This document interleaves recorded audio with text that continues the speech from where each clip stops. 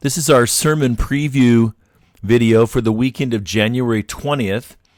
Now we're going to be doing something a little bit different this weekend in our Nehemiah series, so let me explain kind of what's going on. Our Nehemiah series, as you know, is focused on exploring God's vision and mission for us at Alpine Church for the rest of the decade, and we shared that 10 by 20 vision last Sunday.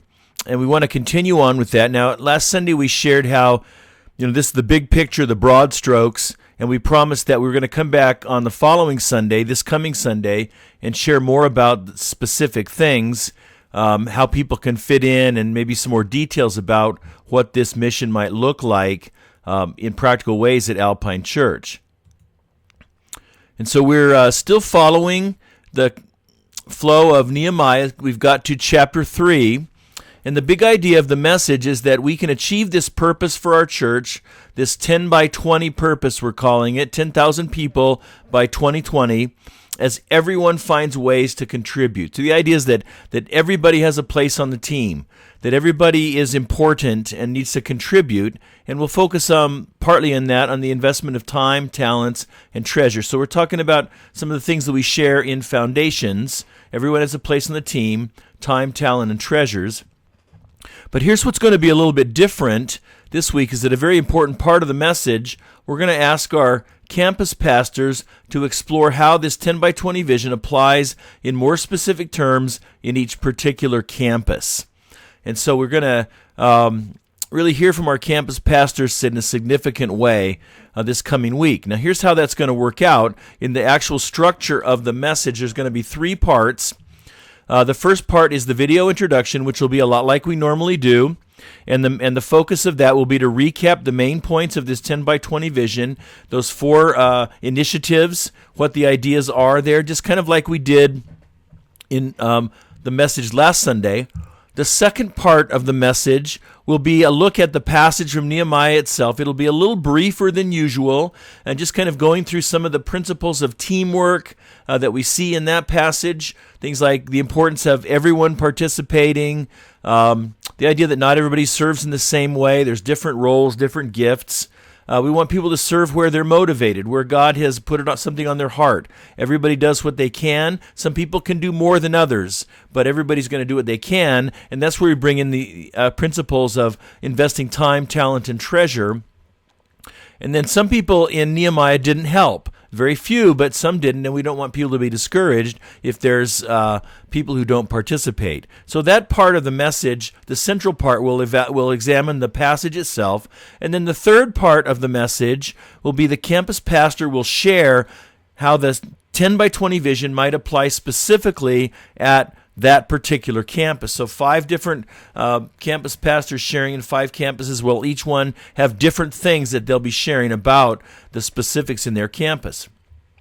Now this middle section, we're going to make a video for it. That's what we're going to show on the online campuses, but that video will also be available for our campus pastors. So some of the campus pastors will be doing both of these, and then some of them perhaps may only do the third part. It just depends on that particular campus pastor, whether they want to do part 2 and part 3, or whether you're going to show the video for part 2, and then he'll do part 3 live. And so the whole idea in these 3 segments is to play out, using Nehemiah 3 as our template, to play out what's going to be happening in the life of each campus in the fulfillment of this 10 by 20 vision. Now, obviously, we're not going to be able to get extremely specific because much of this will have to be played out over time. But people want to know more about what we're proposing, and we're going to try to give them a little bit more this coming Sunday. Now, how does that relate to your close? That might make a difficult close. I'm not sure that it might be obvious how to do a close, but we sensed a lot of enthusiasm in response to last week's message. People on Sunday seemed to be pretty motivated about what they were hearing. And so we want to continue encouraging people to move forward with enthusiasm, but we also want them to start thinking about specific ways of getting involved. And so many of those right now will be some of the common things that we already do. And then moving into the future, some of those common ways of being involved will become even more important as we multiply campuses and services and so forth. But so when it comes to the close, you could express your own enthusiasm and your own excitement over this vision and over our future. That would be appropriate for you to be positive and upbeat about what you've heard. You could also reinforce something practical that the campus pastor has shared in his part of the message, in that third part where you're looking at specific things in your campus. You could reinforce something valuable that the pastor shares there.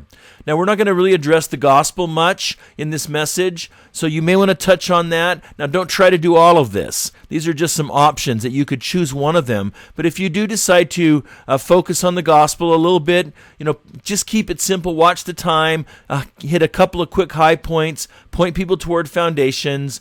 Don't give them all of 101. That's going to take too much time. So try not to do 3 things with the close. Try to narrow it down to just one thing and ask the Holy Spirit to lead you what that particular thing might be, whether you're emphasizing the vision, the practical implementation of the vision, or whether you're helping people hear the gospel a little bit more on Sunday morning. Thanks for your investment and the time you spend, and I trust that you're prayerfully preparing yourself for this. This is really fun and exciting time, and so I'm glad that you're part of it.